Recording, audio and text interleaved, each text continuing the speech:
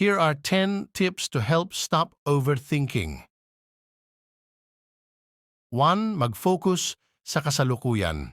Iwasan ang sobrang pag-iisip sa nakaraan o hinaharap. Tumutok sa kung ano ang nasa harapan mo ngayon. 2. Mag-relax at huminga ng malalim. Kapag nararamdaman mong nagsisimula kang mag-overthink, huminga ng malalim at mag-relax. Makakatulong ito para kumalma ang isip mo. 3. Mag-set ng time limit para mag-isip. Maglaan ng tiyak na oras para mag-isip tungkol sa isang bagay, pagkatapos ay itigil na ito at mag-move on. 4. Maglista ng mga iniisip. Isulat ang mga bagay na iniisip mo. Makakatulong ito para mailabas ang nasa isip mo at makikita mo kung ano ang tunay na mahalaga. 5. Maghanap ng pagkakaabalahan.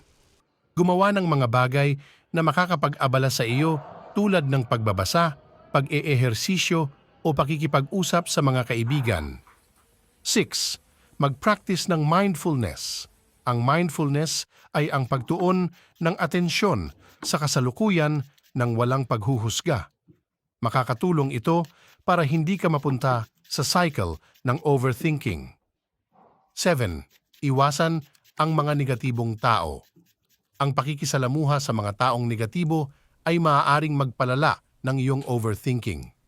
Piliin ang mga taong positibo at sumusuporta sa iyo. 8. Mag-set ng realistic goals.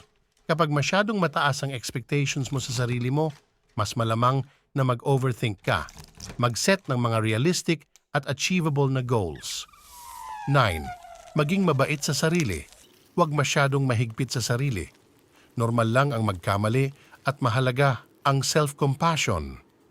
10. Humingi ng tulong. Kung hindi mo na kaya ang sobrang pag-iisip, huwag mag-atubiling humingi ng tulong sa pamilya, kaibigan o profesional na tagapayo.